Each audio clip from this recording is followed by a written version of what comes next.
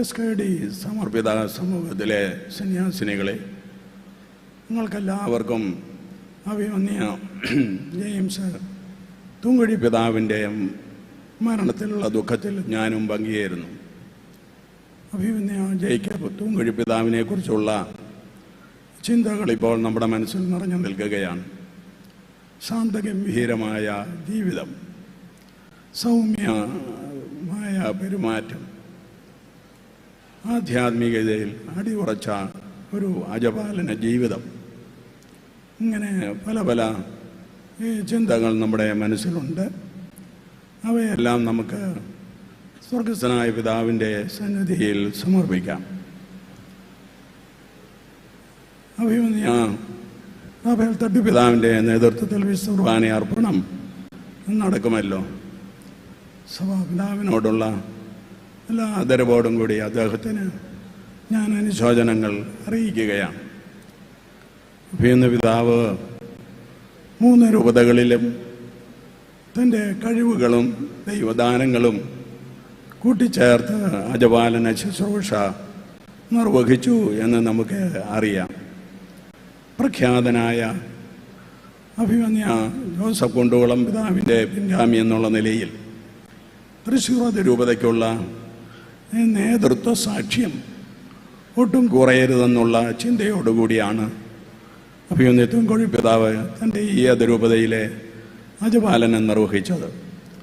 അതിവിടുത്തെ വൈദികർക്കും ദൈവജനത്തിനും സമർപ്പിതർക്കും നന്നായി അറിയാവുന്നതാണ്. അഭിമന്യ ആൻഡ്രൂസ് താഴത്ത് പിതാവ് പല തവണയായിട്ട് അത് അറിയിച്ചിട്ടുള്ളതുമാണ്. അഭിമന്യ ജേക്കബ് തൂങ്കുഴി പിതാവ് ഈ ഒരു ചിന്ത മനസ്സിൽ വെച്ചുകൊണ്ടുകൂടിയാണ് ജൂബിലി മിഷൻ മെഡിക്കൽ കോളേജിനും അതുപോലെ തന്നെ മേരി മാതാ മേജർ സെമിനാരിക്കുമൊക്കെ തുടക്കം കുറിച്ചത്. അവയെല്ലാം ഭംഗിയായി സഭയ്ക്കും സമൂഹത്തിനും സേവനം ചെയ്തുകൊണ്ടിരിക്കുകയാണല്ലോ. അഭിമന്യ പിതാവിൻ്റെ ആധ്യാത്മികതയാണ് നമ്മെ എല്ലാവരെയും കൂടുതൽ സ്പർശിക്കുന്നത്.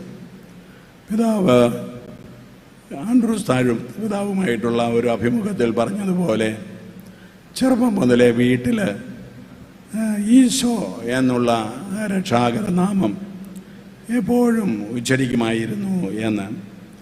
അപ്പോൾ മിശിഹായിൽ കേന്ദ്രീകരിച്ച ഒരു ആധ്യാത്മികത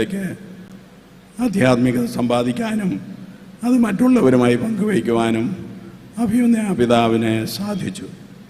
അതുപോലെ തന്നെ പരിശുദ്ധ അമ്മയോടുള്ള ഭക്തി പിതാവിൽ നിറഞ്ഞ് നിന്നിരുന്നു. ആ ഭക്തിയുടെയും ഭാഗമാണ് SKD സിസ്റ്റേഴ്സിൻ്റെ സമർപ്പിത സമൂഹം സ്ഥാപിക്കാൻ പിതാവിനെ പ്രേരിപ്പിച്ചത്. ഈ സഹോദരിമാരെപ്പോഴും പിതാവിന് എല്ലാവിധ സഹായ സഹകരണങ്ങളും ചെയ്തുകൊണ്ട് കൂടെ ഉണ്ടായിരുന്നു. പ്രത്യേകിച്ച് വിശ്രമകാലത്ത് അവർ ചെയ്ത ശുശ്രൂഷ മാതൃകാപരമാണ്. അവരെ ഞാൻ പ്രത്യേകം ഈ സന്ദർഭത്തിൽ അനുസ്മരിക്കുന്നു.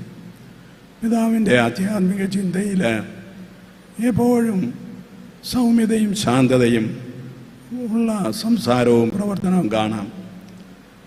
തിരുവചന പ്രഘോഷണങ്ങളായാലും അതുപോലെ തന്നെ തനിക്ക് സ്വതസിദ്ധമായ ഗാനചാതുരിയോടുകൂടിയുള്ള വിശുദ്ധ കുർബാന അർപ്പണമായാലും എല്ലാം വളരെ ഹൃദ്യമായ സ്വരത്തിൽ പിതാവ് നിർവഹിച്ചിരുന്നു. അത് ജനഹൃദയങ്ങളെ സ്പർശിക്കുന്നതായിരുന്നു. വാസ്തവത്തിൽ വിശുദ്ധി എന്ന് പറയുന്നത് ദൈവരാജ്യത്തിൻ്റെ സ്ഥാപനമാണ്. ശാന്തശീലർ ഭാഗ്യവാന്മാരാകുന്നു, എന്തെന്നാൽ അവർ ഭൂമി കൈവശമാക്കുമെന്ന് അഷ്ടഭാഗ്യങ്ങളിൽ പറഞ്ഞിട്ടുണ്ടല്ലോ. ആ അഷ്ടഭാഗ്യങ്ങളിലെ ഭൂമി അത് ദൈവരാജ്യം തന്നെയാണ്.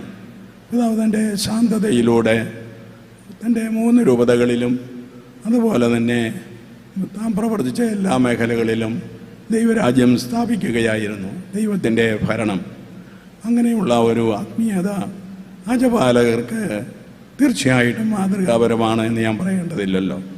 അപ്രകാരം തൻ്റെ ജീവിതത്തെ വൈദികരോടും വൈദിക മേലധ്യക്ഷന്മാരോടും ചേർന്ന് നിർവഹിച്ച് നല്ലൊരു ആത്മീയ മാതൃക നമുക്ക് നൽകിയ പിതാവിനെ നമുക്ക് തീർച്ചയായിട്ടും നമ്മുടെ മനസ്സുകളിൽ സൂക്ഷിക്കാം. വൈദികരോട് അദ്ദേഹം വളരെ വലിയ ഒരു ഫ്രണ്ട്ഷിപ്പ്, സൗഹൃദം പാലിച്ചിരുന്നു. നാം പട്ടം കൊടുക്കുന്ന വൈദികരെ എല്ലാവരെയും പ്രത്യേകം ഓർമ്മിക്കുകയും അവർക്ക് ആവശ്യമായിട്ടുള്ള എല്ലാ മാർഗദർശനങ്ങളും പിന്നീടും കൊടുക്കുകയും ചെയ്യുമായിരുന്നു. എൻ്റെ സ്വരമില്ലാത്തതുകൊണ്ട് ഞാൻ ദീർഘമായിട്ട് സംസാരിക്കുന്നില്ല, അതിനുള്ള അവസരവുമല്ല. എല്ലാവരോടും ചേർന്ന് ദൈവത്തിൻ്റെ മുമ്പിൽ തുങ്കഴിപ്പിതാവിലൂടെ നമുക്ക് ലഭിച്ച എല്ലാ നന്മകൾക്കും നന്ദി പറഞ്ഞുകൊണ്ട് എൻ്റെ വാക്കുകൾ ചുരുക്കുന്നു. ദൈവത്തിന് സ്തുതി.